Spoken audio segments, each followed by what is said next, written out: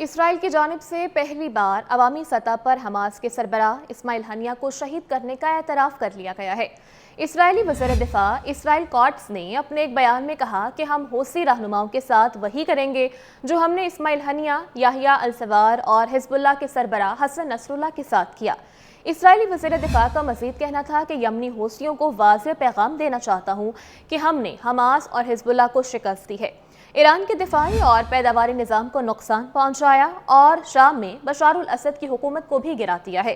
اسرائیل کاٹس نے مزید کہا کہ اب ہم یمنی حوثیوں کے اسٹریٹجک انفراسٹرکچر کو نقصان پہنچائیں گے۔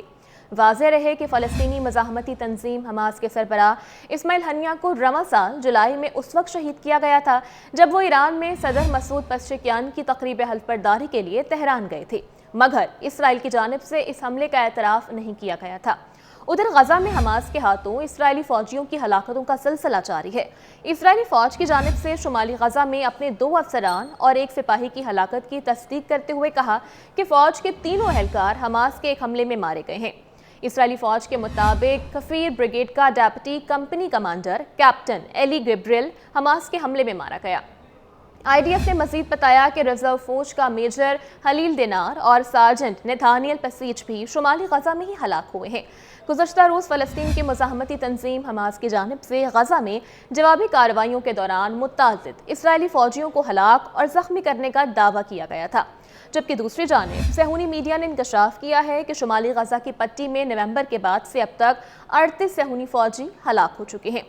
اسی سلسلے میں صہیونی فوج کی جانب سے اعتراف کیا گیا غزہ کی پٹی کے شمال میں ہونے والی تازہ لڑائیوں میں کفیر بریگیڈ کے 3 فوجی بیت حانون میں ایک بم دھماکے میں ہلاک ہو گئے ہیں۔ ادھر القسام بریگیڈ کی جانب سے ایک تصویر شائع کی گئی کہ اسرائیلیوں کو غزہ میں قید غاصب فوجیوں کی تقدیر پر نتن یاہو کی لاپرواہی کی جانب توجہ دلائی ہے۔ القسام بریگیڈ کی جانب سے جاری شدہ تصویر 2 حصوں پر مشتمل ہے۔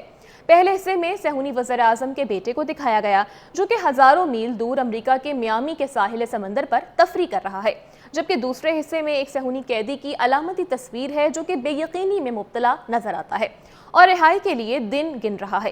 صہیونی قیدیوں کے گھر والوں کے نام اس تصویر کے نیچے عربی، عبری اور انگریزی میں لکھے گئے ہیں۔ یار میامی میں خطرے سے دور بیٹھا ہوا ہے، اب کون سی چیز نتن یاہو کو ایک جامع معاہدے پر مجبور کر سکتی ہے؟